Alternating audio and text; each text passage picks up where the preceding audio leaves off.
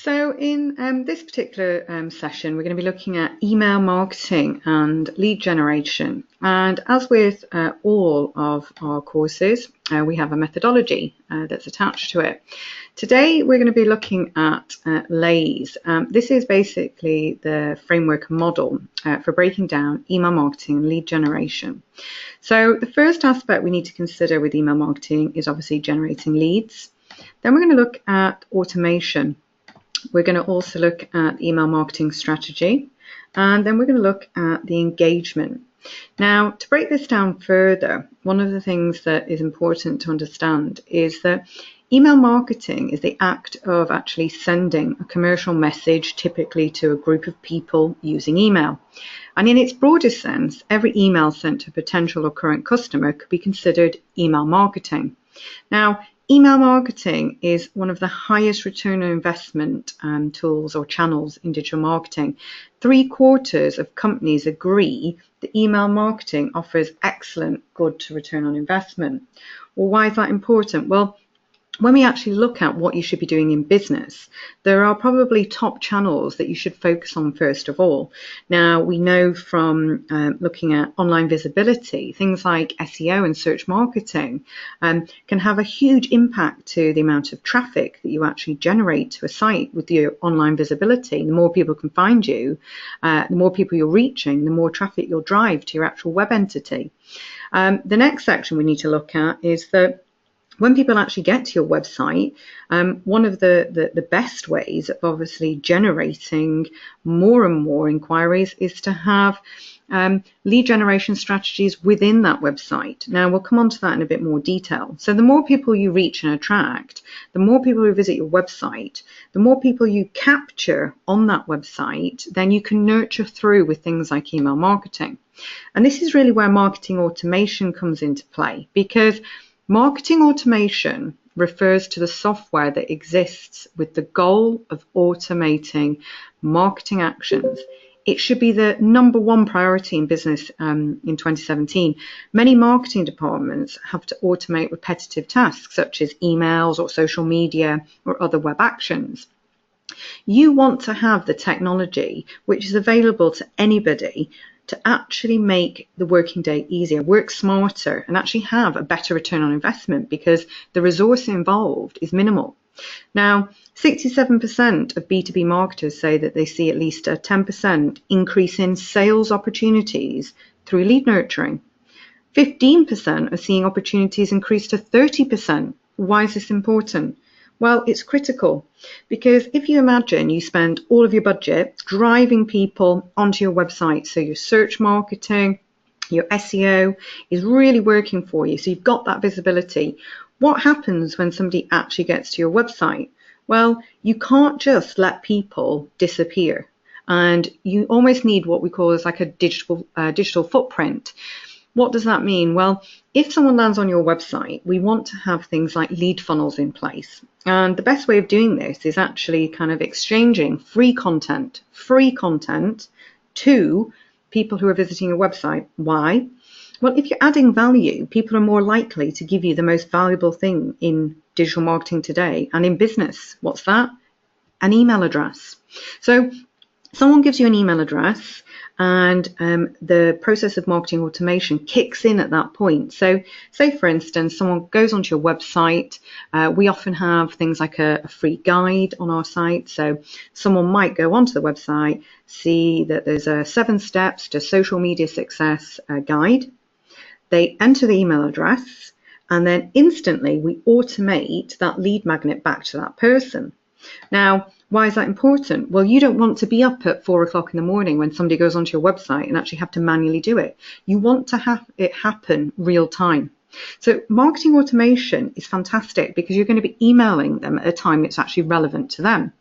So how does email marketing work? Well, an email campaign is a coordinated set of email marketing messages delivered at intervals and designed to escalate a persuasive argument. Now, that's not always to purchase. That could be to nurture someone through, to get them to subscribe to something, to download something.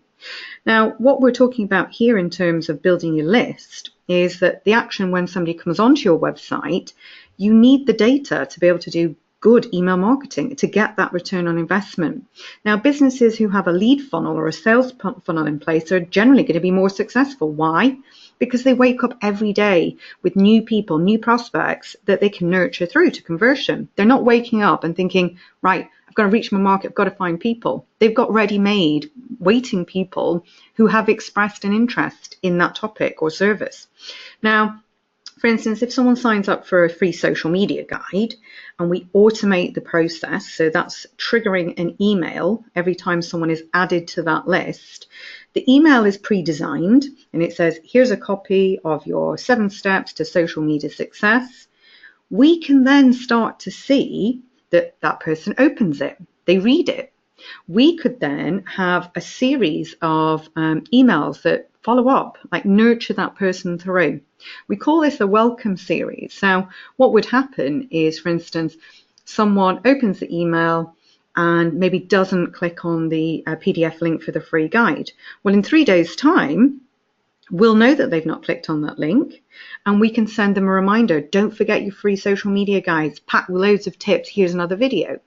So you're nurturing people through by adding this value. You want to be the person that when they choose to perhaps purchase or to find a business that does what you do, that they choose you.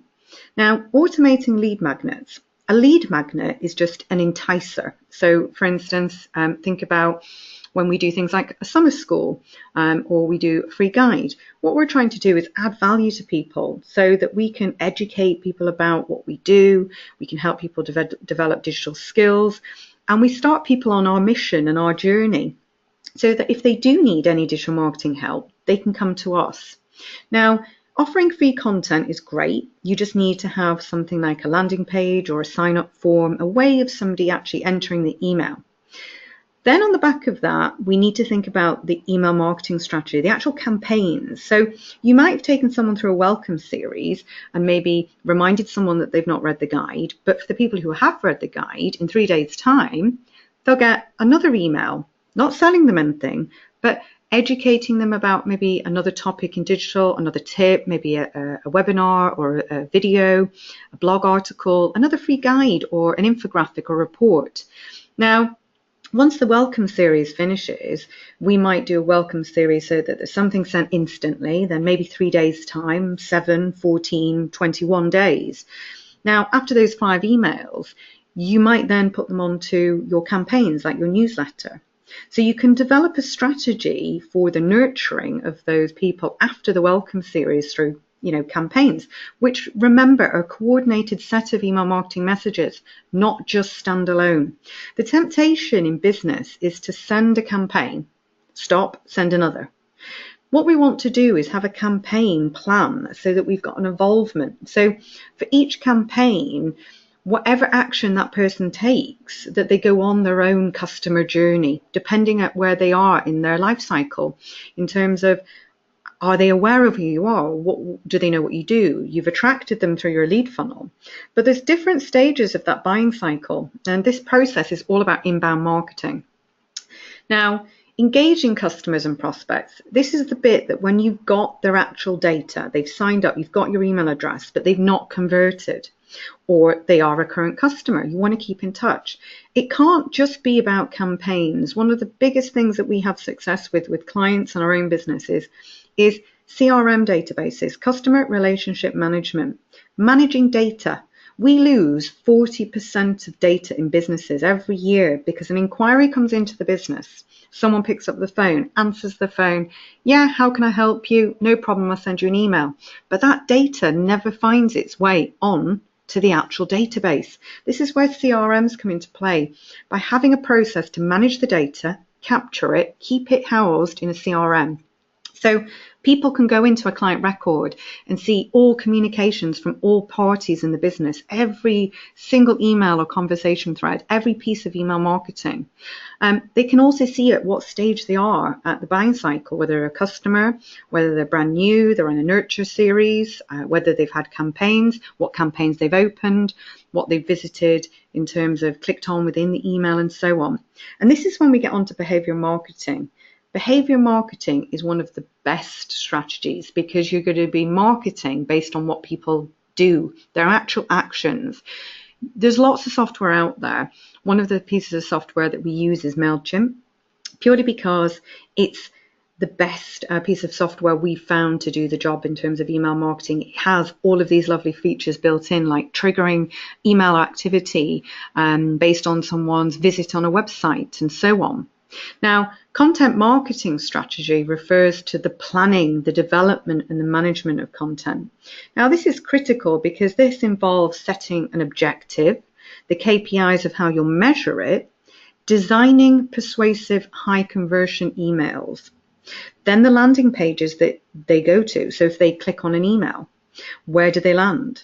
The contact list and the management, the list segmentation. So how can you market to people? One of the more old-fashioned ways is marketing to people based on whether they opened an email. Now, one of the things that happens when you've got viewing panels like Outlook, well, as soon as you go onto an email to mark it deleted, it marks it as opened in some instances, depending on how your settings are set up. So it might not be a true metric. It might be a vanity metric whereby it's skewing the results. So you, in essence, if you segmented to send to everyone who opened, could really just be sending an email to people who deleted it and weren't interested. You also need to think about the website integration. And this is, again, if somebody goes onto your website, can they sign up for a blog, lead magnets?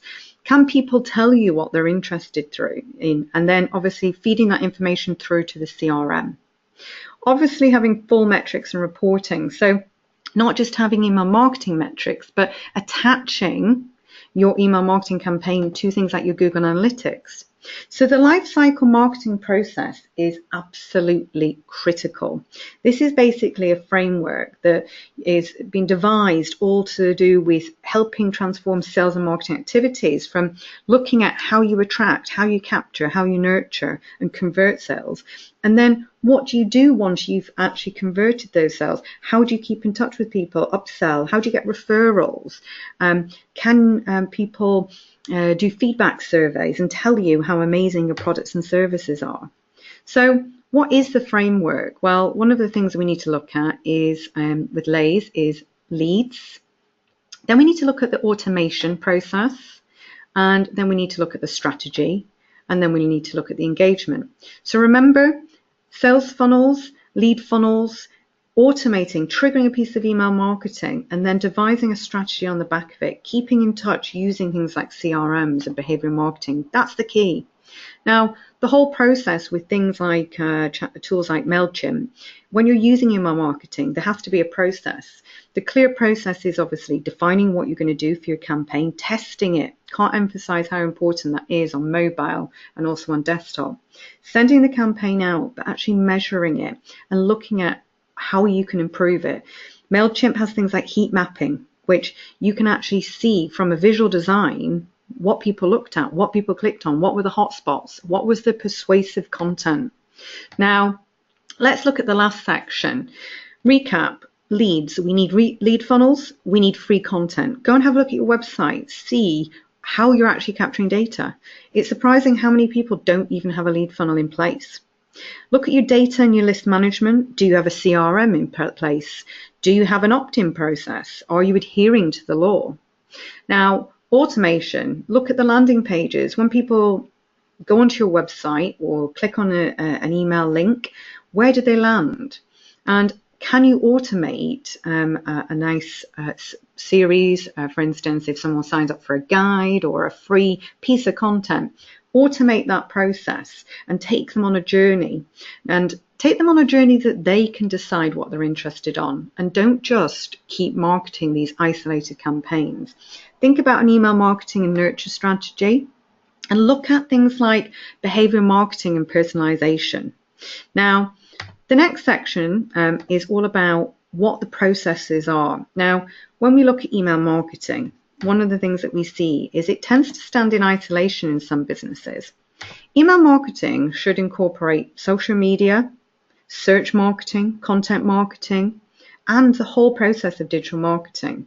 There's an array of different skills that are involved in this, from the strategy and planning side of things, looking at persuasive content and how to write for the web, how to get your content to engage people. What can you put in an email? For instance, things like video, animated, motion images, and also the strategy and planning.